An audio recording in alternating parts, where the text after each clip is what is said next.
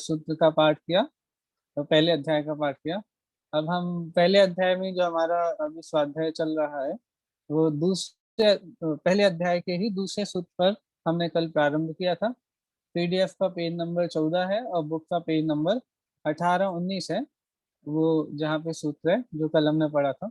सम्यक दर्शन ज्ञान चारित्रणय मोक्ष मार्ग, इससे तत्वार सूत्र की शुरुआत हुई। और उसके तुरंत बाद अ, शिष्य प्रश्न करता है कि आचार्य भगवान, आपने जो ये बताया कि सम्यक दर्शन, सम्यक ज्ञान, सम्यक चारित्र ये मोक्ष का मार्ग है, तो आप ये तो बताइए कि सम्यक दर्शन क्या होता है। ठीक है, तो सम्यक दर्शन क्या होता है जब ये प्रश्न किया, तो फिर आचार्य देव ने उत्तर दिया कि तत्वार्थ श्रद्धानम सम्यक दर्शनम। प्रश्न आया था ना कि भाई सम्यक दर्शन किसे कहते हैं। जिस सम्यक दर्शन, सम्यक ज्ञान, सम्यक चारित्र की एकता का नाम मोक्ष मार्ग है, उस सम्यक दर्शन का स्वरूप क्या है, वो सम्यक दर्शन क्या है। तो फिर आचार्य भगवान ने उत्तर क्या दिया कि तत्वार्थ श्रद्धानम सम्यक दर्शनम। जब इसकी टीका पढ़ रहे थे तो हमने एक चीज वहां पे देखी, जब कल हमने से स्टार्ट किया था और पढ़ा था, तो दो शब्द आए हैं, तत्वार्थ। तत्वार्थ शब्द आए, तत्वार्थ शब्द में दो शब्द बनते हैं, एक तो है तत्व और दूसरा है अर्थ। तो अकेले तत्व का श्रद्धान कार्यकारी नहीं है और अकेले अर्थ का श्रद्धान भी कार्यकारी नहीं है। तत्व के साथ में अर्थ का श्रद्धान हो तो वो कार्यकारी है। हमने काफी सारे उदाहरण भी देखे थे कि जैसे अकेले मीठेपन का श्रद्धान हो या अकेले शक्कर का श्रद्धान हो, लेकिन ये नहीं पता हो कि शक्कर का स्वभाव मीठा है, तो वैसे श्रद्धान के अभाव में आप जो भी आपका प्रयोजनभूत कार्य, इस केस में जिन चीजों में शक्कर डाल के उन सामान को मीठा किया जाता है, जहाँ भी शक्कर का प्रयोग करते हैं, चीनी का प्रयोग करते हैं, जैसे दूध मीठा करना हो या कोई भी चीज हो, तो यदि अकेले तत्व का श्रद्धान हो या अकेले अर्थ का श्रद्धान हो, तो अकेले मीठेपन का श्रद्धान हो या अकेले शक्कर का श्रद्धान हो, तो आप उसका प्रयोजनभूत कार्य नहीं कर पाएंगे। वो प्रयोजनभूत कार्य या फिर जिस प्रयोजन से वो अर्थ जानना था, उसका जानना कार्यकारी नहीं होगा। ठीक है, तो उसको वो कार्यकारी हो, प्रयोजनवान हो, उसके लिए आपको अर्थ भी जानना पड़ेगा और उस अर्थ का तत्व भी जानना पड़ेगा, उसका स्वभाव भी जानना पड़ेगा। और यहाँ क्या विषय चल रहा है, यहाँ सम्यक दर्शन का विषय चल रहा है। मोक्ष मार्ग में सम्यक दर्शन की बात चल रही है। तो मोक्ष मार्ग में जो सम्यक दर्शन की बात चल रही है, यहाँ पे आपको 7 तत्वार्थों को जानना है। जीव, अजीव, आशव, बंध, संवर, निर्जरा, मुक्त, इनके अकेले नाम नहीं जानने हैं, इनका स्वभाव भी जानना है। जीव, मैं जीव हूँ अकेले इतने से काम नहीं चलेगा। मैं जीव हूँ तो ज्ञान दर्शन आदि मेरा स्वभाव है, राग द्वेष करना मेरा स्वभाव नहीं है, मोह करना मेरा स्वभाव नहीं है। ऐसा जीव को जानना, अकेले इतना जान लिया कि मैं जीव हूँ, जैसे मैं जैन हूँ, अकेले इतने जानने से काम हो जाएगा क्या? नहीं भैया, यदि हम जैन है तो हमारा क्या फिर जैनों का लक्षण क्या होता है? जो जिन आज्ञा को माने सो जैन है। जिनेन भगवान की आज्ञा क्या है कि भाई यदि मोक्ष मार्ग पे आगे बढ़ना है, सुखी होना है, तो सम्यक दर्शन, सम्यक ज्ञान, सम्यक चारित्र्य को ग्रहण करना पड़ेगा। जिनेन भगवान की आज्ञा क्या है भाई? व्यवहार से भी देखें तो भाई रात्रि भोजन का त्याग, छना हुआ जल का सेवन, प्रतिदिन देव दर्शन, ये सारी जो भी सदाचार वाली बात है, मतलब जिनेन भगवान की आज्ञा जो चरणानुयोग प्रथम और द्रव्यानुयोग में दी गई है, और उसका स्वरूप कर्णानुयोग और उस पर चलने वाले जीवों का वर्णन प्रथमानुयोग में मिलता है, वो सभी हमारे जीवन में या उसको हम भी फॉलो करें, तब तो हम जैन कहलाएंगे। अकेले हम जैन है इतने से काम नहीं चलेगा। इसी प्रकार से अकेले अर्थ को जान लिया लेकिन उसका तत्व नहीं पता तो काम होने वाला नहीं है। मतलब अर्थ भी जानना है और उसका भाव भी जानना है। हम भारतीय हैं, तो भारतीय होने का अर्थ क्या? अकेले इतने से काम चल जाएगा? भाई भारत के नागरिक हैं इसीलिए भारतीय हैं, लेकिन फिर भारत के नागरिक हैं तो हमारे कुछ दायित्व भी हैं, हमारे कुछ अधिकार भी हैं, उनके बारे में हमें पता होना चाहिए, तब तो हम भारतीय भारतीय कहलाएंगे। हाँ? हम लोग आदत हो जाती है ना कि अधिकारों की बात तो हम सब करते हैं लेकिन दायित्व हम भूल जाते हैं। अधिकार तो हमको सब चाहिए, घर में भी ऐसा होता है कि हमको हमारे अधिकार तो चाहिए, उसके बारे में तो हम बहुत बोलते हैं, लेकिन हमारे क्या दायित्व हैं उसके बारे में हमको कोई खबर नहीं, हम भूल ही जाते हैं, ध्यान ही नहीं रखते हैं।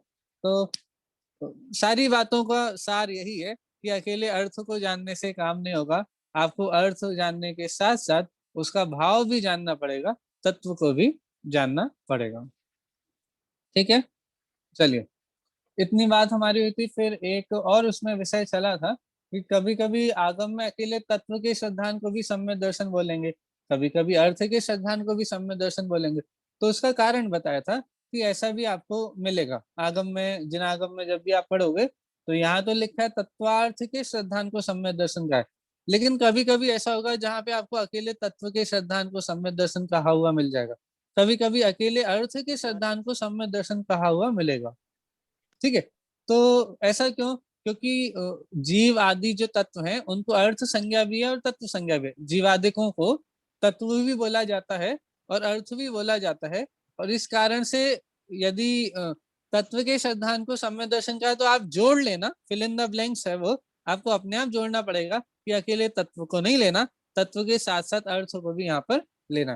कहीं अर्थ श्रद्धान को सम्य दर्शन लिखा हो तो भी वहां पे हमको अर्थ के साथ में तत्व को भी जोड़ना चाहिए, और तब जाके हम पूरा सही अर्थ ग्रहण कर पाएंगे कि तत्वार्थ के श्रद्धान को सम्यक दर्शन कहा है। ठीक है।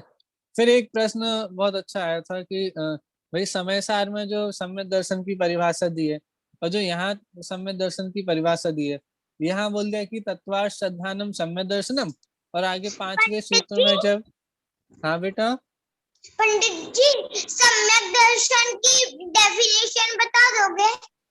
हाँ बेटा वही हम पढ़ रहे हैं। देखो आज हमने जो सूत्र पढ़ा है, तत्वार्थ श्रद्धानम सम्यक दर्शनम। सम्यक दर्शन किसे कहते हैं?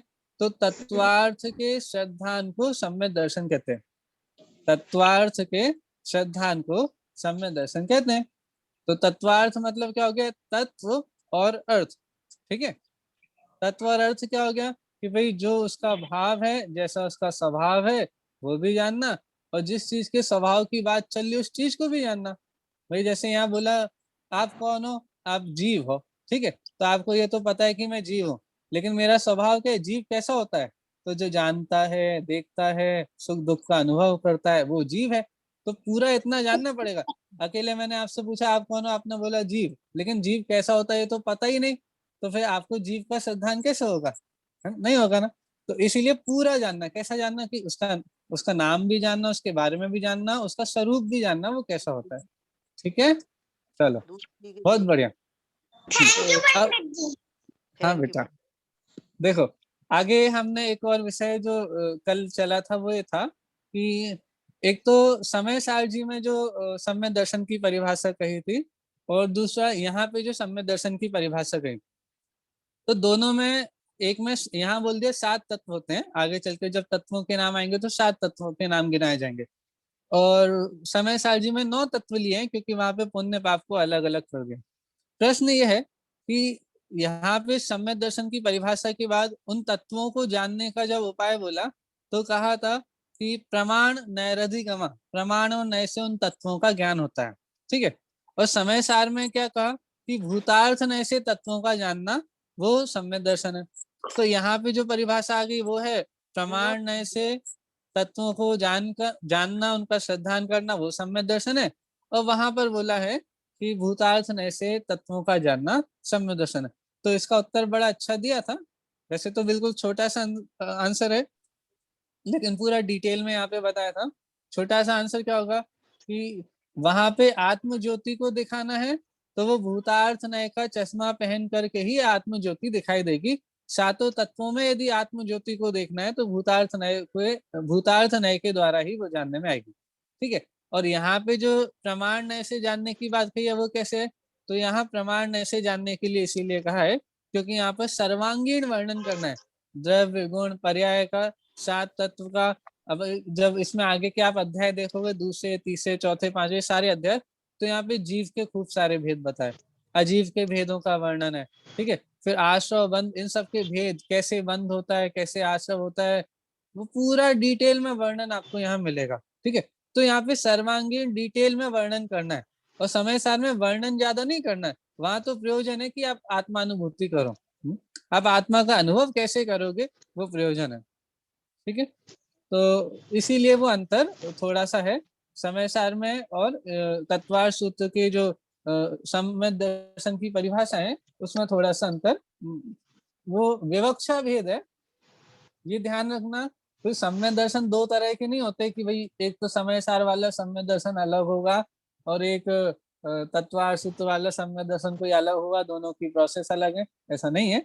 सम्यक दर्शन तो सम्यक दर्शन है, एक ही प्रकार का होता है, लेकिन उसका निरूपण, उसकी निरूपण की विवक्षाएं वो अलग अलग हो सकते हैं। ठीक है, जैसे हम भी आपसे यदि कोई चीज पूछते हैं तो हर व्यक्ति हर तरह अलग अलग तरह के आंसर दे सकता है, और वो भी ये भी डिपेंड करता है कि आंसर किसको दिया जा रहा है। जब किसी छोटे बच्चे को आंसर दोगे तो आप उसी को बिल्कुल सिंपल सरल भाषा में समझाओगे, किसी बड़ों को आंसर दोगे तो उसमें थोड़ी गरिष्ठता भी होगी, हाँ, थोड़े बड़े भारी भारी शब्द भी आ जाएंगे क्योंकि वो उनको समझते हैं। ठीक है, इसी प्रकार से कोई अभी शुरुआत वाली लेवल पे हो तो उसको आंसर अलग तरह का होगा, जो थोड़े जो भूमिका जिनकी अच्छी है, जो आगे बढ़ चुके हैं, थोड़े मार्ग में आ गए हैं, जिनकी समझ अच्छी हो चुकी है, उनका उनके लिए आंसर अलग होगा। लेकिन सबको स्वरूप उसी चीज का समझाया जाएगा, बस आप कहाँ खड़े हो, कैसा आपकी समझ है, उसके हिसाब से आंसर दिया जाता है। तो वही सम्यक दर्शन के संबंध में विवक्षा भेद है, कोई सम्यक दर्शन दो तीन तरह के नहीं हो जाएंगे। अभी सम्यक दर्शन के भेद भी हम पढ़ेंगे तो वहां भी ये समझना कि विवक्षा भेद होगा। सम्यक दर्शन तो सम्यक दर्शन है, बस उसका निरूपण करने की अलग अलग पद्धतियां हैं। अब उन्हीं पद्धति को एक और जो डिफरेंस हमको लगता है सम्यक दर्शन की परिभाषाओं में, वो यहाँ पे बता रहे हैं। पेज नंबर 20 पर है वो, हाँ, सबसे नीचे वाली लाइन जो दो लाइन है, वहां से आज हमको पढ़ना है। देखिए सभी लोग पुस्तक में भी देखिएगा। विभिन्न शास्त्रों में सम्यक दर्शन की विभिन्न प्रकार की अनेक परिभाषाएं प्राप्त होती हैं, जिनमें चार प्रमुख हैं जो इस प्रकार हैं। देखो ये चार परिभाषाएं आप सभी को याद होनी चाहिए। श्रुति अगला पेज आप निकाल दीजिए। हाँ, चार परिभाषा देखिए कौन कौन सी है। देखो मुझे अभी एक वो बच्चा जो भी है, मुझे नाम तो नहीं पता, उसने क्वेश्चन पूछा था भैया सम्यक दर्शन किसे कहते हैं। तो देखो ये चार परिभाषाएं आ रही हैं, आपको याद करनी है, कल मैं आपसे पूछूंगा। ठीक है, देखो पहली सम्यक दर्शन की परिभाषा, जीवादि तत्वार्थों का श्रद्धान सम्यक दर्शन है। दूसरी परिभाषा, आपा पर का श्रद्धान सम्यक दर्शन है। तीसरी, आत्म श्रद्धान सम्यक दर्शन है। और चौथी, देव शास्त्र गुरु का श्रद्धान या देव गुरु धर्म का श्रद्धान सम्यक दर्शन है। तो चार परिभाषाएं यहाँ पे हमको मिलती हैं। फिर से देखिए कौन कौन से। जीवादि तत्वार्थों का श्रद्धान, जीवादि तत्वार्थों में कौन कौन से लेने, जीव, अजीव, आश्रव, बंध, संवर, निद्रा, मोक्ष, ये जो 7 तत्व हैं, या फिर 9 पदार्थ भी ले लीजिए, तो उनके श्रद्धान का नाम सम्यक दर्शन है। पहली परिभाषा ये। दूसरी क्या है, आपा पर। आपा पर का मतलब क्या होता है, कोई बताएगा आपा पर का मतलब क्या होता है? पर का श्रद्धा, वेद विज्ञान। स्वर भेद विज्ञान, बहुत बढ़िया। आपा मतलब होता है आप मतलब मैं, अपर मतलब होता है दूसरा। देखो आपा पर लिखा है, लेकिन इसका क्या हो जाएगा, आपा आप और अपर, इसका संधि विच्छेद करेंगे ना, तो होगा आप और अपर, अपर मतलब दूसरा। तो आपका और दूसरे का श्रद्धान, स्व का और पर का श्रद्धान, उसका नाम है सम्यक दर्शन। ठीक है, तीसरी परिभाषा क्या है, तीसरी परिभाषा है आत्म श्रद्धानम सम्यक दर्शनम, कि आत्मा के श्रद्धान का नाम सम्यक दर्शन है। और चौथी परिभाषा है देव शास्त्र गुरु का श्रद्धान, सच्चे देव, सच्चे शास्त्र, सच्चे गुरु का श्रद्धान, देव या फिर देव गुरु धर्म का श्रद्धान, सच्चा देव, सच्चे देव, सच्चे गुरु और सच्चे धर्म का श्रद्धान, वो सम्यक दर्शन है। ठीक है, तो ये चार परिभाषाएं। अब फिर से क्वेश्चन हो जाएगा कि भाई ये चार परिभाषाएं हैं तो कौन सी सही है, सब अलग अलग परिभाषाएं। एक में लिखा है जीवादि तत्वार्थों का, एक में आपा पर का, एक में आत्मा का, और एक में ले रहे हैं देव सा गुरु का। तो भाई किसका श्रद्धान करें जिससे हमको सम्यक दर्शन हो जाए? हाँ, सबका करना है, किसी एक का करना है, या किन किन का करें? तो ये प्रश्न आपको हो सकता है। तो फिर यहाँ पे होमवर्क दे रहे हैं आपको, देखो अगली लाइन में होमवर्क दिया हुआ है, मैं पढ़ देता हूँ। इन सबका समन्वय पंडित टोडामल जी के मोक्ष मार्ग प्रकाशक में विस्तार से किया है, जो मूलतः पठनीय है। होमवर्क समझ में आ गया आपको? कोई मुझे बताएगा आप लोगों का होमवर्क क्या है? मोक्ष मार्ग सम्यक दर्शन की 4 परिभाषाएं। नहीं नहीं नहीं, मोक्ष हाँ, मार्ग प्रकाशक जी के में से पढ़ना ही सब। बहुत बढ़िया। मोक्ष में प्रकाशक जी में से पढ़ना है। मैं आपको बता दूं, पेज नंबर बता दूं, थोड़े होमवर्क में हेल्प कर देता हूँ मैं आपकी। मंडे जाते पेज नंबर है, और इसमें हाँ जी बता दो। एक सेकंड बस। पेज नंबर 323 मोक्ष मार्ग प्रकाशक का है, वहां से आपको ये विषय पूरा मिल जाएगा। 3-4 पेज का विषय है, लेकिन आप पढ़ोगे तो आपको आनंद आ जाएगा। पेज नंबर फिर से बताता हूँ, पेज नंबर 323, ठीक है। काफी अच्छे से वहां मिलेगा आपको प्रकरण। मैं बिल्कुल ब्रीफ में 326 23 हेडिंग भी 23 वहां पे हेडिंग भी आपको मिल जाएगी, सम्यक दर्शन की विभिन्न परिभाषाओं का समन्वय, ठीक है। तो जो ये तत्वार्थ सूत्र में परिभाषा है कि तत्वार्थ श्रद्धानम सम्यक दर्शनम, और हमको जो अन्य परिभाषाएं मिलती हैं, आपा पर का श्रद्धान मतलब स्वपर का श्रद्धान, आत्मा का श्रद्धान और देश और गुरु का श्रद्धान, तो ये चारों परिभाषाओं का समन्वय करके बताया कि भाई कुछ अलग नहीं कह रहे हैं, एक ही बात को 4 अलग अलग परिभाषाओं से कह रहे हैं, और वहां पे आपको चारों परिभाषाओं में समन्वय बताया जाएगा। मैं बिल्कुल ब्रीफ में आपको बता देता हूँ, बिल्कुल ब्रीफ में, लेकिन आपको वहां पढ़ना पड़ेगा तो आपको बहुत अच्छे से क्लियर होगा। देखो, 7 तत्वों को जाना, तो 7 तत्वों को जान करके करना क्या था? आपने जीव, अजीव, आश्रव, बंध, संवर, निद्रा, मोक्ष, इन 7 तत्वों को जाना। तो 7 तत्वों को जान करके आपको 4 काम करने थे। क्या करना था? स्व क्या है, मतलब मैं कौन हूँ, मैं कौन नहीं हूँ, मेरा हित किसमें है और मेरा हित किसमें नहीं है। मैं कौन हूँ, मैं कौन नहीं हूँ, मेरा हित किसमें है और मेरा हित किसमें नहीं है, अर्थात मेरा अहित किसमें है, ठीक है। तो आपने समझ लिया 7 तत्वों को, तो फिर आपको समझ में आया कि जीव तो मैं हूँ, अजीव मैं नहीं हूँ, ठीक है, ये पर है। आश्रवबंध ये दुख का कारण है, इससे मेरा अहित होगा, और संवर, निद्रा, मोक्ष इससे मुझे सुख होगा, ठीक है। तो आपने 7 तत्वों को जानकर क्या समझा? स्व, पर, हित और अहित, ठीक है। स्व पर को जाना, और स्व का हित किसमें है और स्व का अहित किसमें, ये चीज जान ली। तो मूल में क्या जाना कि स्व और पर को जाना, स्व के हित अहित की बात है ना, तो आपने स्व और पर को जाना। तो स्व पर को जानना, वो 7 तत्वों को जान करके स्व पर को ही जानना था, ठीक है। अब स्व पर को भी जान लिया, तो भाई दूसरे को जान लिया, क्यों जाना था? कि दूसरा मैं नहीं हूँ, और मैं हूँ वो मैं अपना वैसा सिद्धांत करूं। तो स्व पर को जानना भी स्व को जानने के लिए था, ठीक है। तो 7 तत्वों को जान करके भी आत्मा को जानना था, ठीक है। भाई जितनी भी पढ़ाई चल रही थी वो आत्मा तक पहुंचने के लिए थी। 7 तत्वों को जाना, उसमें स्व पर का विभाजन किया और उसमें से स्व का सिद्धांत किया, इस प्रकार से सम्यक दर्शन की प्राप्ति की। लेकिन एक और परिभाषा भी तो है, कौन सी? देश और गुरु का सिद्धांत। तो उसका क्या अर्थ लेना है, वो यहाँ पे क्यों आई है, उसको सम्यक दर्शन भी तो कहा है। तो आपको 7 तत्वार्थों का स्वरूप बताएगा कौन? हमको 7 तत्वार्थों का स्वरूप पता कैसे चलेगा? हाँ? देव सच्चे देव गुरु के हाँ, द्वारा।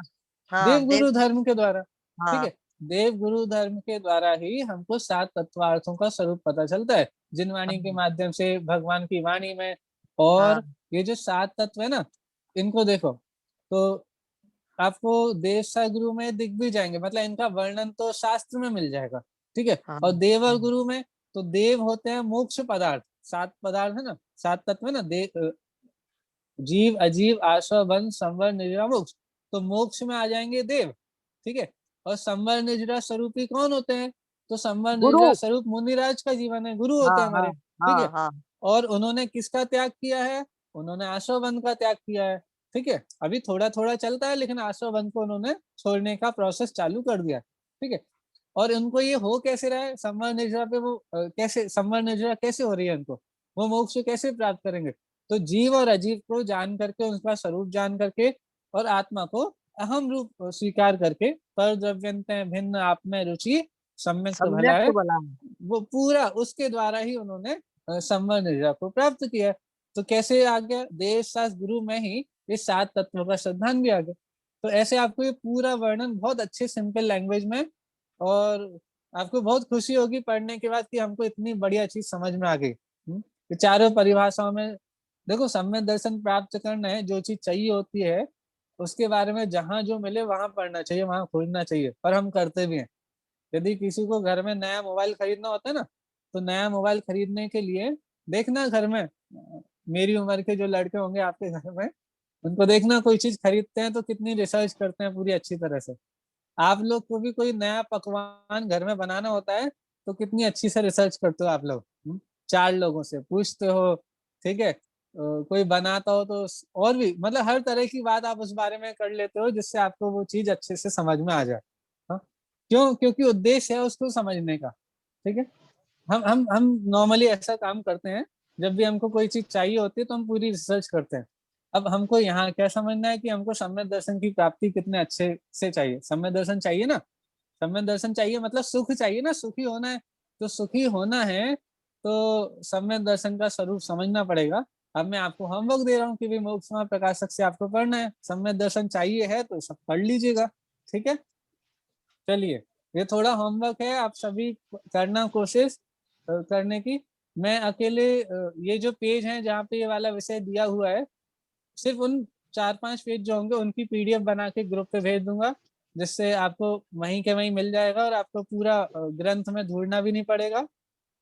चलिए, वो मैं होमवर्क के लिए आपको थोड़ा हेल्प कर दूंगा। चलिए आगे बढ़ते हैं। इन सबका समन्वय पंडित टोडामल जी के मोक्ष मार्ग प्रकाशक में विस्तार से किया है, जो मूलतः पठनीय है।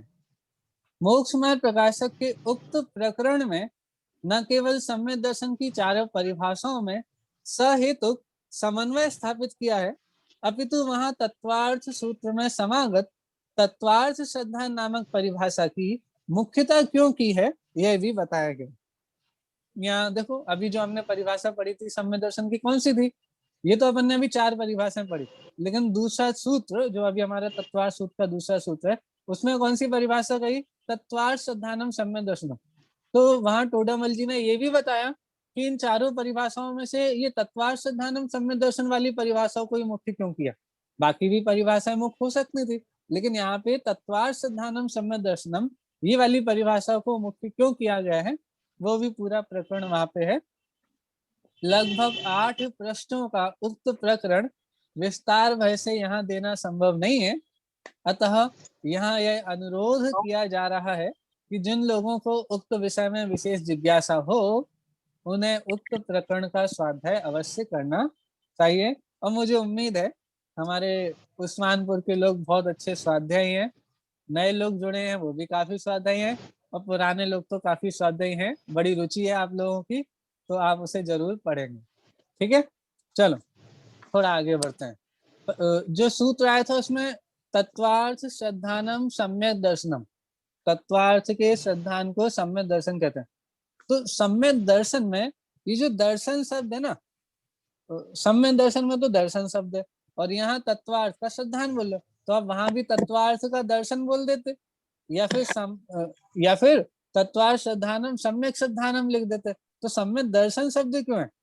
क्योंकि दर्शन शब्द का अर्थ क्या करते हैं हम? भाई प्रतिदिन देव दर्शन करना चाहिए, दर्शन का अर्थ क्या हुआ? देखना। दर्शन का अर्थ क्या होता है? देखना। तो सम्यक दर्शन में दर्शन का अर्थ क्या हुआ? देखना नहीं। सम्यक दर्शन में दर्शन का मतलब देखना नहीं होता है। हाँ, हालांकि दर्शन शब्द को मुख्यतः तो देखने के लिए यूज किया जाता है, लेकिन यहाँ सम्यक दर्शन में उसका अर्थ दूसरा है। चलो पढ़ते हैं। यद्यपि दर्शन शब्द का अर्थ देखना होता है, सामान्य अवलोकन होता है, तथापि यहाँ मोक्ष मार्ग का प्रकरण होने से दर्शन शब्द का प्रयोग श्रद्धान के अर्थ में हुआ है। श्रद्धान का अर्थ प्रतीति है, विश्वास है। इस प्रकार तत्वार्थ की प्रतीति ही सम्यक दर्शन है। देखो, आपको समझ में आ गया होगा।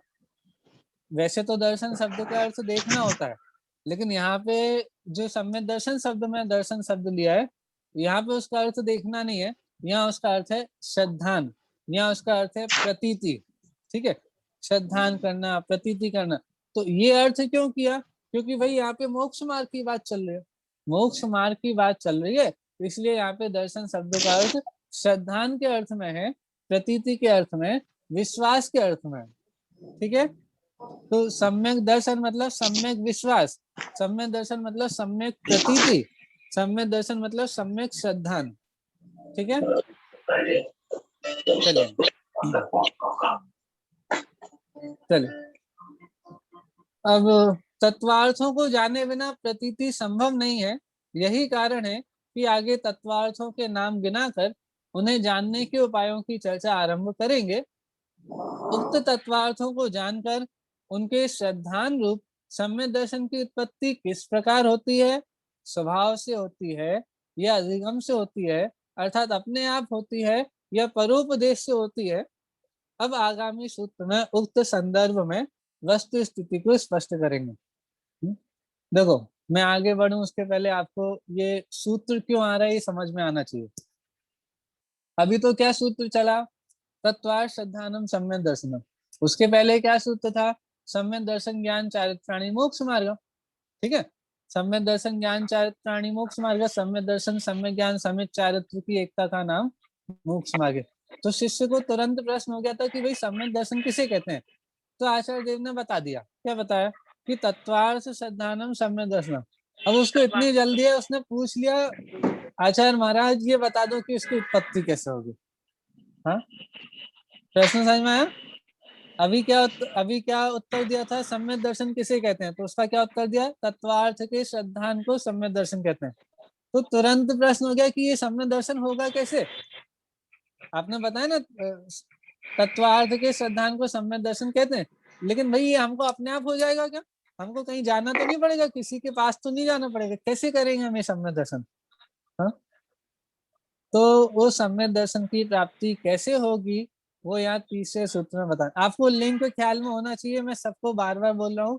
हम लोग अभी शुरुआत में पाठ भी करते हैं पहले अध्याय का, तो आपको ख्याल में आना चाहिए। पहला सूत्र आया, पहले सूत्र में ये बात थी, इसीलिए अब दूसरा सूत्र आ रहा है, इसीलिए तीसरा सूत्र आ रहा है, मतलब वो पूरा लिंक ख्याल में होना चाहिए। ठीक है, तो मेरी भी वही कोशिश है कि आपको पूरी लिंक ख्याल में आए। हमने मंगलाचरण से लिंक स्टार्ट कर दी थी कि वंदे तद्गुण लब्ध है, आया था ना, वंदे तद्गुण लब्ध है।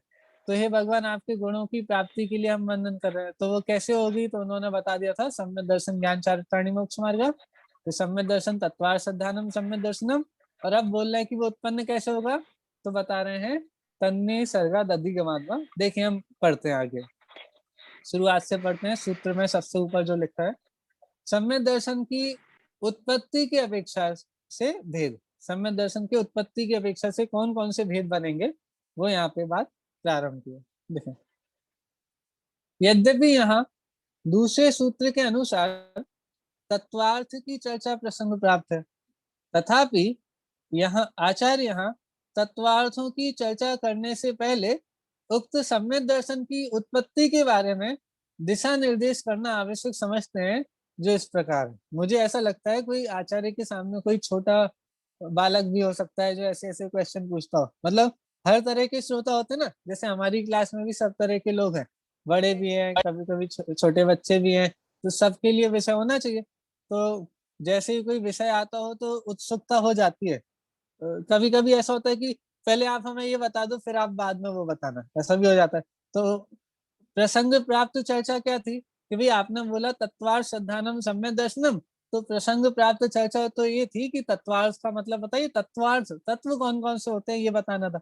लेकिन हो सकता है बीच में ही कोई बहुत जिज्ञासु श्रोता बैठा, उसने आचार्य देव से प्रश्न कर लिया हो कि हे आचार्य देव, हाँ, आप पहले पहले ये तो बता दीजिए कि ये सम्यक दर्शन होता कैसे, मतलब कैसे होगा, कोई हमको कराएगा, हमको स्वयं होगा, इसकी उत्पत्ति होगी कैसे। क्योंकि देखो बड़ी उत्सुकता के साथ वो बैठा है, बिल्कुल तैयार शिष्य बैठा है कि वो बिल्कुल वंदे तद्गुण लब्धये से तैयार बैठा है, मोक्ष मार्ग पे चलना ही चाहता है, सीधे ही चलना चाहता है। तो उसको बिल्कुल जल्दी है कि आप हमें ये भी बता दो कि वो सम्यक दर्शन उत्पन्न कैसे होगा, सम्यक दर्शन की प्राप्ति कैसे होगी। तो आचार्य देव ने तत्वार्थ के बारे में तो बाद में बताएंगे, लेकिन पहले ये बता दे रहे हैं कि वो सम्यक दर्शन की उत्पत्ति कैसे होती है। देखो सूत्र पढ़ते हैं, तन्नी सर्गा दधि गमाध्वा। अब थोड़ी संस्कृत भी हमको आनी चाहिए। क्या कहा है, तत् निसर्गज अधिगमज, अधिगम व मतलब तत् मतलब है सम्यक दर्शन, निसर्गज निसर्ग से होता है और अधिगम से होता है। निसर्ग और अधिगम दो प्रकार से वो सम्यक दर्शन होता है। वह सम्यक दर्शन दो प्रकार से उत्पन्न होता है, कौन कौन से, पहला बोला निसर्ग। निसर्ग का मतलब क्या होता है, स्वभाव से। नैसर्गिक ऐसा भी शब्द यूज हम बहुत बार करते हैं, नैसर्गिक मतलब स्वाभाविक, ठीक है। और अधिगम मतलब किसी दूसरे के द्वारा बताने पर, परोपदेश से किसी ने समझाया तब तब हमको वो होगा। तो जैसे हमारे लौकिक में भी हम जो भी काम करते हैं, तो बहुत बार ऐसा होता है कि कोई चीज हम स्वयं पढ़ लेते हैं, बहुत सारे कार्य ऐसे होते हैं जब हमको कोई समझाता है, कोई बताता है, तब जाकर के हमको वो समझ में आती है और फिर हम वो कार्य करते हैं।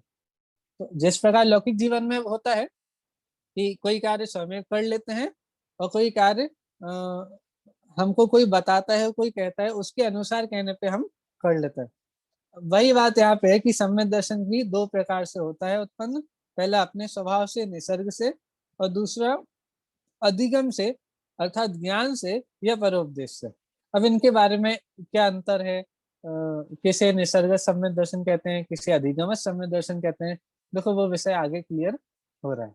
देखिए, इस प्रकार उत्पत्ति की अपेक्षा सम्यक दर्शन दो प्रकार का हो गया, निसर्गज और अधिगमज। देखो, उत्पत्ति की अपेक्षा से सम्यक दर्शन दो प्रकार से हो गया। सम्यक दर्शन दो प्रकार का है ये नहीं बोल रहे, उत्पत्ति की अपेक्षा से हमने सम्यक दर्शन को दो प्रकार का कह दिया, ठीक है, एक निसर्गज और एक अधिगमज, ठीक है। अब देखो और भी ये क्लियर होगा, हम पढ़ते हैं, आपको बहुत अच्छे से समझ में आएगा। देखिए, यद्यपि यह अकाट्य सत्य है कि देशनाल अवधि के बिना सम्यक दर्शन की उत्पत्ति नहीं होती, तथापि निसर्ग सम्यक दर्शन और अधिगम सम्यक दर्शन में अंतर मात्र इतना ही है कि निसर्ग सम्यक दर्शन वालों को वह देशनाल अवधि पूर्व भाव में प्राप्त हो जाती है और उसके संस्कार के निमित्त से वर्तमान भाव में साक्षात उपदेश के बिना ही सम्यक दर्शन की प्राप्ति हो जाती है। इस प्रकार सम्यक दर्शन को निसर्ग सम्यक दर्शन कहते हैं। ठीक है, एक पैराग्राफ और पढ़ता हूँ। जिन जीवों को इसी भाव में देव, शास्त्र, गुरु या ज्ञानी धर्मात्माओं के उपदेश पूर्वक सम्यक दर्शन की प्राप्ति होती है, उनके उस सम्यक दर्शन को अधिगम सम्यक दर्शन कहते हैं। चलिए, परिभाषाएं हमने पढ़ ली, एक बार उनको समझ लेते हैं। निसर्ग सम्यक दर्शन किसे कहते हैं और अधिगम सम्यक दर्शन किसे कहते हैं। सम्यक दर्शन के पहले 5 लब्धियां होती हैं, क्षयोपम लब्धि, विशुद्धि लब्धि, देशना लब्धि, प्रायोगिक लब्धि और करण लब्धि। ये प्रोसेस है। जैसे कोई भी कार्य करते हैं तो कोई भी कार्य होता है तो उसकी कोई प्रोसेस होती है, कोई विधि होती है, वो विधि पूर्वक ही वो कार्य होता है, बिना विधि के कोई भी कार्य नहीं होगा। तो सम्यक दर्शन भी एक कार्य है, तो सम्यक दर्शन कार्य है तो सम्यक दर्शन की भी एक विधि है। हाँ, तो उस विधि में ये 5 करण, 5 लब्धियां होती हैं, ठीक है। उतना क्षयोपम होनी चाहिए, उस जाति की विशुद्धि होनी चाहिए, देशना की प्राप्ति होनी चाहिए, देशना प्राप्त हो जाए अर्थात वो स्वरूप कोई गुरु के माध्यम से उसका 7 तत्वार्थों का उपदेश हमको सुनने को मिलना चाहिए। तो अकेले उससे काम हो जाएगा नहीं, वो सुन करके समझ करके उसका चिंतन करना चाहिए, भाव भाषण होना चाहिए, मतलब हमको तैयारी में, वो प्रायोगिक लब्धि में होता है, ठीक है। और उसके बाद जब वस्तु विचारत ध्यावते हैं, मन पावे विश्राम, रस स्वादत सुख उपजे, अनुभव याको नाम। तो जब ये पूरा प्रोसेस आप समझते हो तो समझने के बाद जो एक प्रोसीजर चालू होती है, जो समझ बनती है, अनुभव, अनुभूति के पहले जो होता है वो होता है करण लब्धि में, वो काम होता है, बहुत उत्कृष्ट विशुद्ध परिणाम होते हैं और उसके बाद सम्यक दर्शन होता है। तो ये प्रोसेस बता दी है, ठीक है।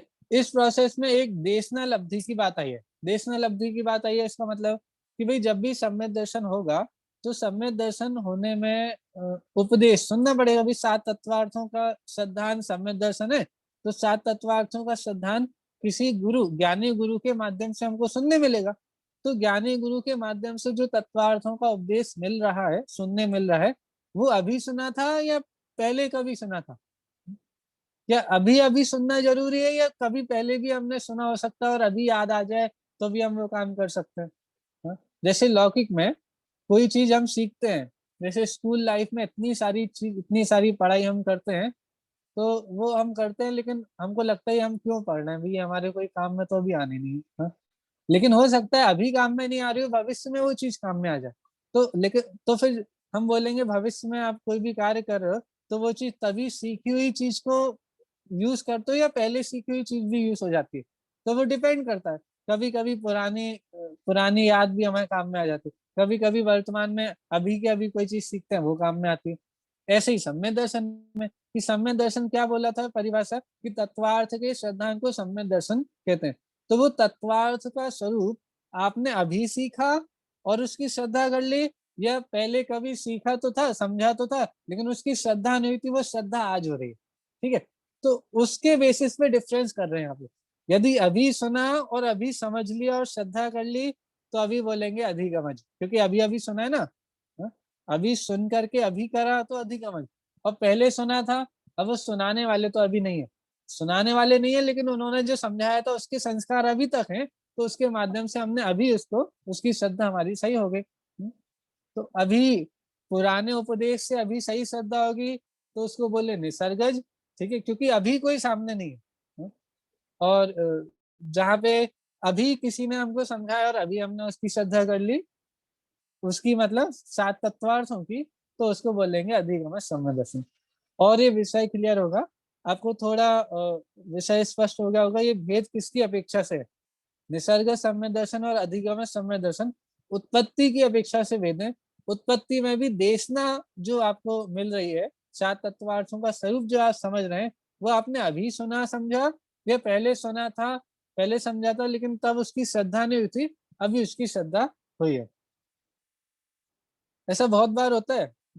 और ये बड़े बुजुर्ग बहुत ये वाली बात ऐसा ऐसा कहते हैं कि बेटा तुम्हें अभी समझ में नहीं आ रहा है, लेकिन जब तुम्हारे साथ होगा कुछ तब तुम्हें समझ में आ जाएगा। इसका मतलब क्या हुआ कि उन्होंने बात तो कह दी, हाँ, जो जो उपदेश वो देना चाहते थे वो उन्होंने दे तो दिया, लेकिन अभी हमारी समझ में नहीं आया।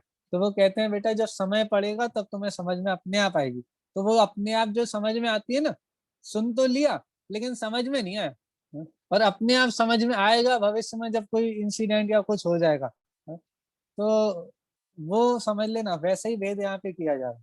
जब अपने आप समझ में आ रहा है, अभी कोई समझा रहा है तब उसकी श्रद्धा नहीं हो रही है, तो वो बोल रहे हैं अभी नहीं हुई ना, बाद में होगी तो अपने आप होगी। समझाने से समझ नहीं आता, जब समझे तब स्वयं समझ जाता है।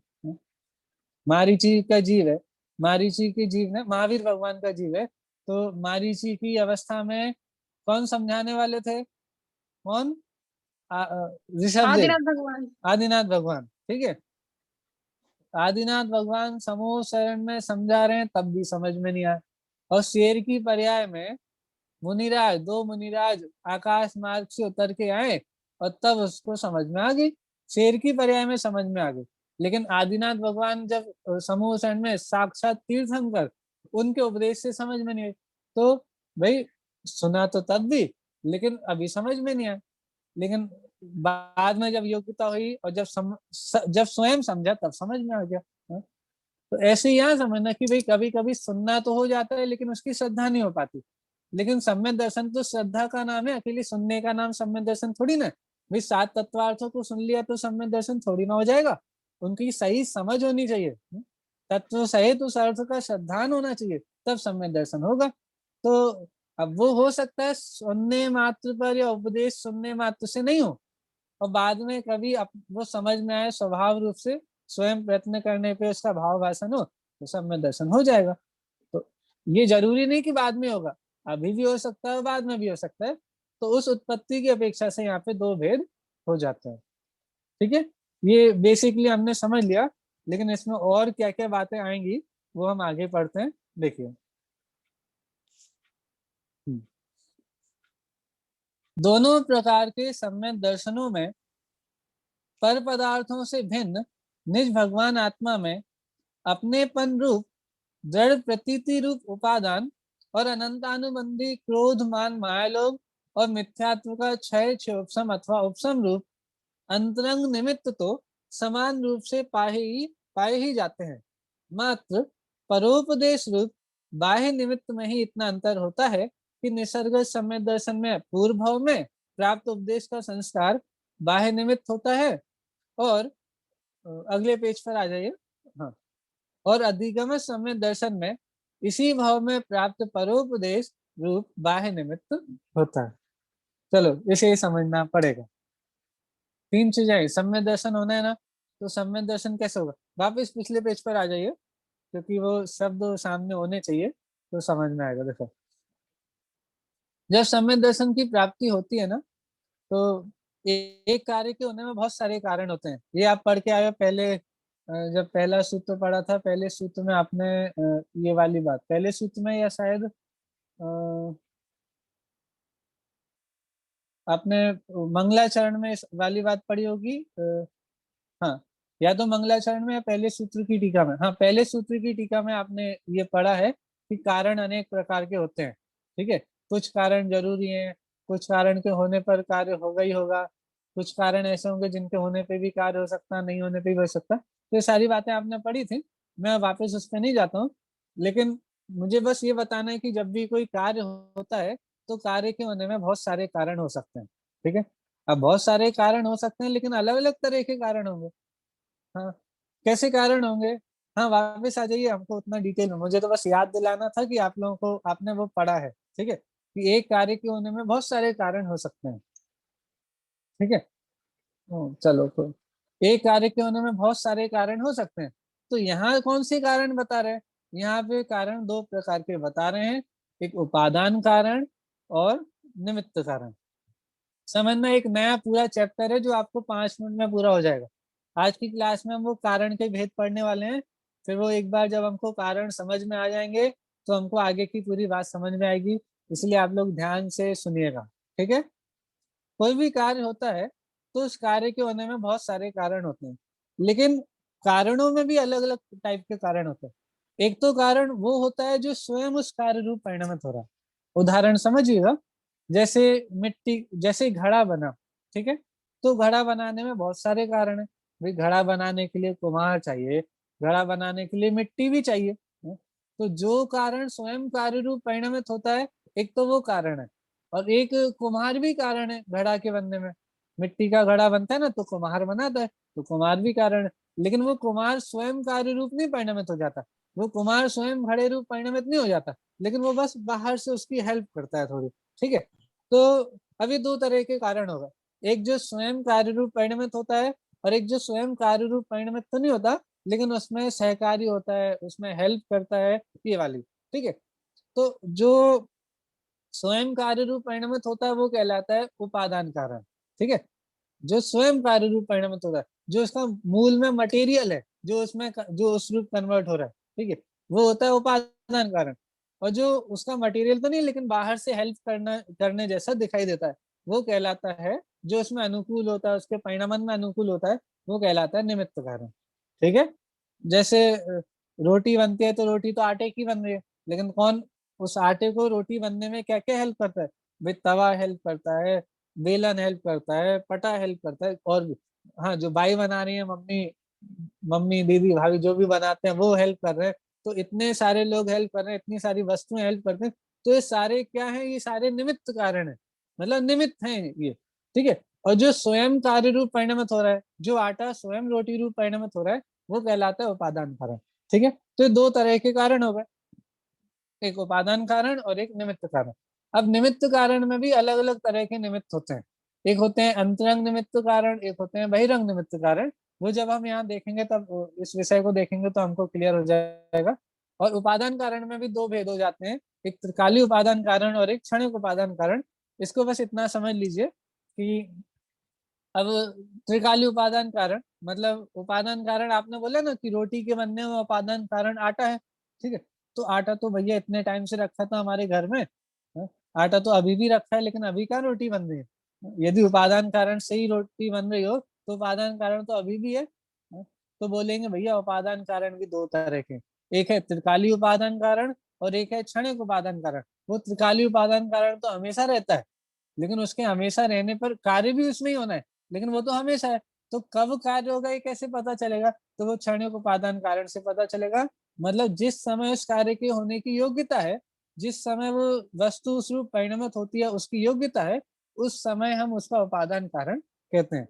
बहुत कुछ कठिन कठिन हो गया होगा, मुझे पता है आप लोगों को ये थोड़ा सा कठिन हो गया होगा, लेकिन मैंने एक बात सुनी है, थोड़ा मक्खन लगा रहा हूँ आप लोगों को, लेकिन लगवा लेना आप लोग अच्छे से। देखो, मैंने एक बात सुनी थी जहाँ पे यदि श्रोता लोग काफी इंटेलिजेंट हो, समझदार हो, वहां पे कठिन बातें भी कह देनी चाहिए, वो लोग समझ जाते हैं, ठीक है। जहाँ पे यदि श्रोता लोग काफी समझदार हो, काफी अभ्यासी हो, काफी रुचि वाले हो, तो उनके बीच में कठिन कठिन बातें भी कहनी चाहिए, नहीं तो आप उनके साथ न्याय नहीं करोगे। भाई सिंपल सिंपल सीधी सीधी बातें बताओगे, इतना तो वो अपने आप भी समझ सकते हैं, आपको आपको वक्ता का लक्षण है कि हर व्यक्ति को कुछ ना कुछ नया भी मिलना चाहिए, जो समझ में भी आए, नहीं भी समझ में आए। नहीं समझ में आएगा तो उसकी रुचि बनी रहेगी कि हाँ मुझे ये बात समझनी है और अच्छे से सुनना है और ध्यान से समझना है, ठीक है। तो वो सारे काम क्लास में हो जाते हैं। चलिए ठीक है, तो मैंने भैया इसीलिए कुछ, हाँ जी, त्रिकाली उपादान और क्षणिक उपादान का कोई उदाहरण बता दीजिए। जैसे मिट्टी होती है ना, हाँ जी। घड़ा बनाना है तो घड़ा किसका बनेगा? मिट्टी का। तो जी। मिट्टी तो हमेशा मौजूद है, तो वो घड़े बनने का त्रिकाली उपादान कारण हो गई मिट्टी। लेकिन वो घड़ा कब बना? जिस समय वो घड़ा बना उस समय जो मिट्टी की योग्यता थी उसको बोलते हैं क्षणिक उपादान कारण। अब इसके भी दो भेद हो जाते हैं, कि घड़ा जब बनता है ना तो घड़े के पहले जो मिट्टी का ढेला होता है, ठीक है, वो उसके और भी 3-4 लाख वक्र नहीं, स्थास टूसू ऐसे 2-4 नाम है, वो न्याय की किताबों में मिलते हैं। जब घड़ा बनता है तो मिट्टी के अलग अलग आकार होते हैं। पहले एक मिट्टी का ढेला होता है, वो चाक पे घूमता रहता है, ठीक है, फिर उसका एक थोड़ा गोल मोटा सा आकार बनता है, फिर उसको एक शेप मिलता है जिससे वो मिट्टी घड़े के शेप में बन जाता है, ठीक है। तो अब हम जब क्षणिक उपादान कारण की बात करते हैं तो हमने मिट्टी तो त्रिकालीय उपादान कारण है, लेकिन क्षणिक उपादान कारण में बोलेंगे कि उसकी पूर्व वाली पर्याय का व्यय होना, ठीक है, पूर्व वाली पर्याय का व्यय होना, उससे पता चलेगा कि ये कब होगा, ठीक है। जैसे 10th क्लास में एडमिशन कब होगा? जब भाई 9th क्लास पूरी हो जाएगी तब 10th में एडमिशन होगा, ठीक है। तो पूर्व पर्याय का व्यय होना और नवीन पर्याय की प्राप्ति होना, ये हमको, ये उसी वस्तु की बात चल रही है ना, इसीलिए उपादान कारण है। लेकिन हम जिस समय कार्य होना है उस समय और उसके एक समय पहले वाली पर्याय को देख रहे हैं, इसीलिए क्षणिक उपादान कारण। हम हमेशा को नहीं देख रहे हैं। हमेशा वो मिट्टी पड़ी है तो हमको ये पता नहीं चलता कि कब वो घड़ा बनेगी। लेकिन जब उसके घड़े बनने के पहले जो एक पर्याय होती है, जब हमको ये पता चल जाए कि अगले समय ही घड़ा बनना है, तो उस पूर्व पर्याय का व्यय, उससे हमको पता चल जाता है कि अब वो घड़ा बनेगा। तो उसको कहा है क्षणिक उपादान कारण, ठीक है। ठीक। तो हाँ। क्षणिक उपादान कारण भी दो तरह के हो जाते हैं, तत्समय की योग्यता और अनंतर पूर्व क्षणवर्ती पर्याय का व्यय। तो थोड़े टफ टफ नाम है, लेकिन आप ऐसा समझ लो, जितना इतना जरूर समझ लो कि ये एक कारण कार्य मीमांसा है। कारण दो प्रकार के गए, उपादान और निमित्त।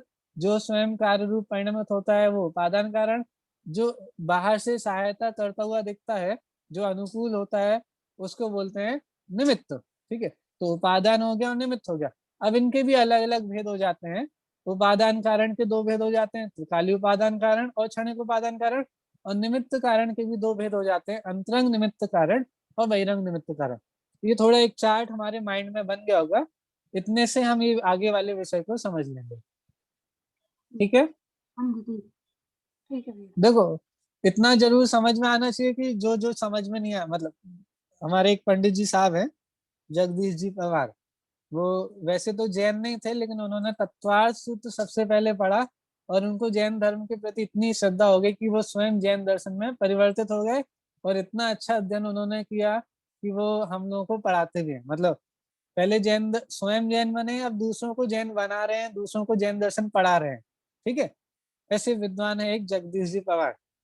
वो एक बात बोलते हैं कि भाई, अ, समझ में नहीं आए इतना समझ में आ जाना चाहिए, या जो समझ में नहीं आया वो समझ में आ जाना चाहिए कि ये समझ में नहीं है। समझ में आ गया तो बहुत अच्छी बात है, लेकिन नहीं समझ में आया तो इतना जरूर समझ में आना चाहिए कि हमको समझ में नहीं आया, जिससे उसको समझने की जिज्ञासा बनी रहेगी, ठीक है।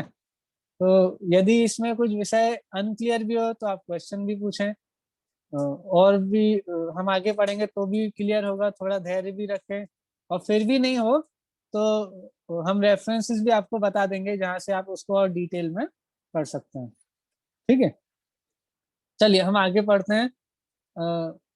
पहले आगे बढ़ने से पहले मैं आपको याद दिला दूं कि हम क्या पढ़ रहे थे। हमें पढ़ रहे थे कि सम्यक दर्शन की उत्पत्ति दो प्रकार से कही, एक तो स्वभाव से और एक अधिगम से। स्वभाव से होना उसको निसर्गज भी बोलते हैं, और अधिगम से मतलब परोपदेश से, किसी ने ज्ञान दिया, किसी ने समझाया और तब हमको सम्यक दर्शन की प्राप्ति हो, उसको बोला इन्होंने अधिगमज, ठीक है। तो सम्यक दर्शन दो प्रकार का, निसर्गज और अधिगमज।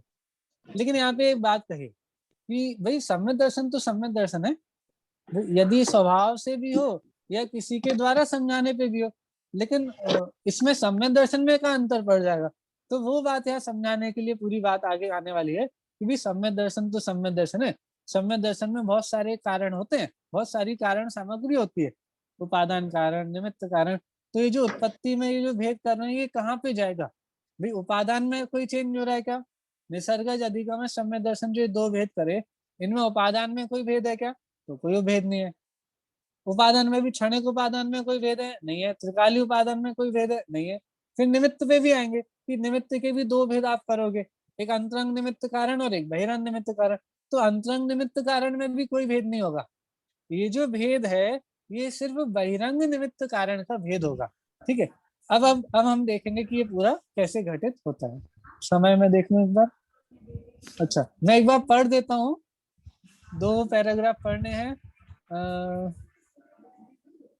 नहीं, 2 पैराग्राफ नहीं पढ़ने, हमने पैराग्राफ पढ़ लिया था, उसको दोबारा से पढ़ता हूँ तो आपको फिर से क्लियर हो जाएगा कि अभी हमने क्या पढ़ा, क्या समझा। ठीक है। ये जो पेज नंबर कौन सा पेज है, पेज नंबर 22 पे जो नीचे वाला पैराग्राफ है ना, इसको हम दोबारा से पढ़ते हैं। ठीक है, आप लोग ध्यान से सुनना। दोनों प्रकार के सम्य दर्शनों में, अर्थात निसर्ग सम्य दर्शन में और अधिगम सम्य दर्शन में, दोनों प्रकार के सम्य दर्शनों में पर पदार्थों से भिन्न निज भगवान आत्मा में अपनेपन रूप जड़ प्रतीति रूप उपादान और अनंतानुबंधी क्रोध मान माया लोभ और मिथ्यात्व का क्षय क्षोभसम अथवा उपसम रूप अंतरंग निमित्त कारण अंकित है। कहाँ है? म्यूट कर दीजिए। अंदर ही है क्या? हाँ, तो इसमें अंतरंग निमित्त तो समान रूप से पाए जाते हैं। कौन कौन से समान रूप से पाए जाते हैं? एक तो उपादान कारण। उपादान कारण क्या है? त्रिकालीय उपादान कारण हो जाएगा आत्मा, क्योंकि आत्मा ही सम्य दर्शन रूप परिणमित होती है। और क्षणिक उपादान कारण की अपेक्षा से देखें तो क्या हो गया कि भगवान आत्मा में अपनेपन रूप जो दृढ़ प्रतीति हो रही है, जो कार्य आत्मा स्वयं कर रहा है, जिस समय कर रहा है, वो उपादान कारण है। क्योंकि ये कार्य स्वयं आत्मा कर रहे ना, जिसे सम्य दर्शन की प्राप्ति हो रही है, वो जो कार्य करेगा, वो जो कारण कहलाएगा, वो कहलाएगा उपादान कारण। ठीक है। अब सम्य दर्शन की प्राप्ति तो आत्मा को होती है, लेकिन जब आत्मा को सम्य दर्शन की प्राप्ति होती है तो कर्मों में खलबली मचती है। क्या होता है कर्मों में कि जो अनंतानुबंधी क्रोध मान माया लोभ होती है, ठीक है, जो मिथ्यात्व होता है, दर्शन मोहिनी जो होती है, मिथ्यात्व, सम्य मिथ्यात्व और सम्य प्रकृति। ठीक है, ये जो कर्म में होता है, मोहिनी कर्म में 2 भेद हो जाते हैं, दर्शन मोहिनी, चारित्र मोहिनी। ठीक है, तो दर्शन मोहिनी और चारित्र मोहिनी में अनंतानुबंधी। ठीक है, तो इनका उपसम क्षय क्षोभसम होता है। उपसम इनका या तो क्षय होगा या इनका क्षयोपसम होगा या उपसम होगा। तो इन कर्म प्रकृतियों का उपसम क्षय क्षयोपसम होना, ये कहलाता है अंतरंग निमित्त कारण। सम्य दर्शन का अंतरंग निमित्त कारण क्या है? तो दर्शन मोहिनी का और अनंतानुबंधी का उपसम क्षय क्षयोपसम, ये सम्य दर्शन का अंतरंग निमित्त कारण है। और ये कोई भी सम्य दर्शन हो, चाहे निसर्गज हो चाहे अधिगमज हो, दोनों में ये तो पाया जाएगा। निसर्ग सम्य दर्शन में भी होगा और अधिगम सम्य दर्शन में भी होगा। फिर ये अंतर क्या पड़ रहा है? ये निसर्गज और अधिगमज में अंतर किस चीज का पड़ रहा है? तो बोला मात्र, सेकंड लास्ट लाइन, मात्र परोपदेश रूप बाह्य निमित्त में ही इतना अंतर होता है कि निसर्ग सम्य दर्शन में पूर्व भाव में प्राप्त उपदेश का संस्कार वो बाह्य निमित्त होता है, और अधिगम सम्य दर्शन में इसी भाव में प्राप्त परोपदेश बाह्य निमित्त होता है। तो इतना अंतर पड़ा कि जो बाह्य निमित्त की बात है, वो जो उपदेश है, ठीक है, वो उपदेश इस भाव में प्राप्त हुआ है, अभी प्राप्त हुआ है, या पहले प्राप्त हो गया था। तो इसका अंतर है बस। तो ये जो बाह्य निमित्त है, उसका अंतर निसर्गज और अधिगम सम्य दर्शन में पड़ता है। ठीक है, अब 2 लाइन और पढ़ के हम आज की बात पूरी करते हैं। इसको आगे का जो होगा वो हम कल देखेंगे। देखो, अरे भाई, सम्य दर्शन तो सम्य दर्शन है, वह निसर्ग से स्वभाव से हुआ या परोपदेश से, कोई अंतर नहीं पड़ता। ठीक है, आगे की बात और है, इसी को आगे कंक्लूड करेंगे, लेकिन हम आगे की बात कल ले लेंगे, अभी हमारा समय हो गया है।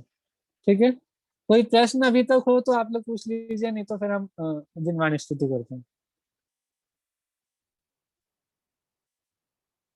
नहीं है? पंडित जी सर एक बार हाँ जी अधिगमज और निसर्गज का मीनिंग और बता दीजिए। ठीक है। अधिगम मतलब होता है जानना, अधिगम मतलब जानना, ज्ञान करना, ठीक है। तो ज्ञान करना मतलब अभी ज्ञान करना, किसी के द्वारा बताने पे ज्ञान करना, वो कहलाता है अधिगम, ठीक है। और निसर्ग होता है, निसर्ग मतलब किसी के द्वारा बताना नहीं, अपने आप ही स्वाभाविक नैसर्गिक जो क्रिया होती हैं, स्वाभाविक जो क्रियाएं होती हैं, उनको कहते हैं निसर्ग, निसर्गज। जो स्वभाव अपने आप हो, स्वभाव से हो, अपने अपने कारण से हो, वो कहलाता है निसर्गज। और जिसमें कोई ज्ञान कराने वाला चाहिए, किसी के बताने पर हम करें, वो कहलाता है अधिगमज, ठीक है। जैसे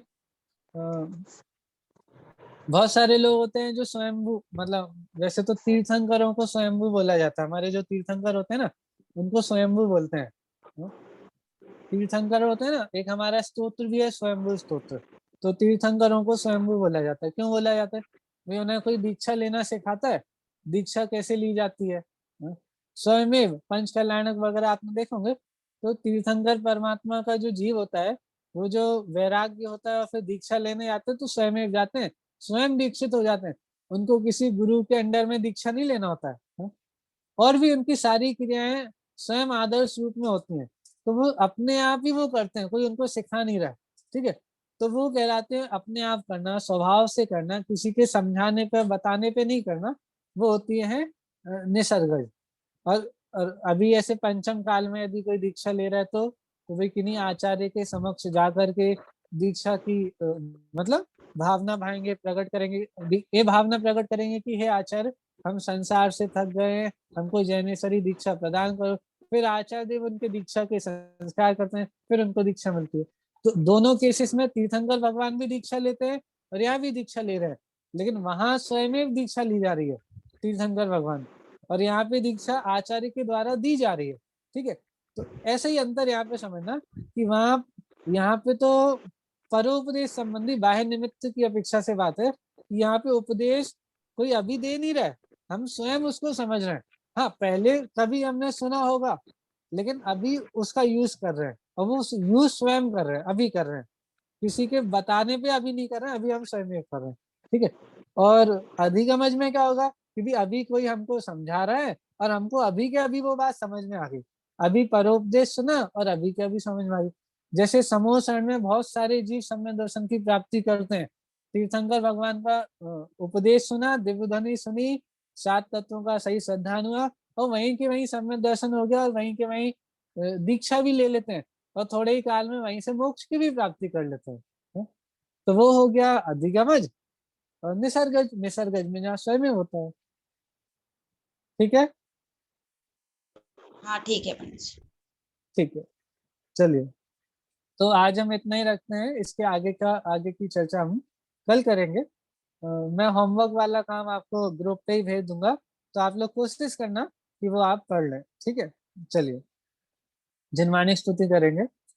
जावाणी के ज्ञानते सूझे लोकालोक, सो वाणी मस्तक नमो सदा देत हूँ भोग। नमो अरियंताणम नमो सिद्धाणम नमो आर्याणम नमो उज्झायणम नमो लोय संसाणम। नमो अरियंताणम नमो सिद्धाणम नमो आर्याणम नमो उज्झायणम नमो लोय संसाणम। नमो अरियंताणम नमो सिद्धाणम नमो आर्याणम नमो उज्झायणम नमो लोय संसाणम। नमो अरियंताणम नमो सिद्धाणम नमो आर्याणम नमो उज्झायणम नमो लोय संसाणम। नमो अरियंताणम नमो सिद्धाणम नमो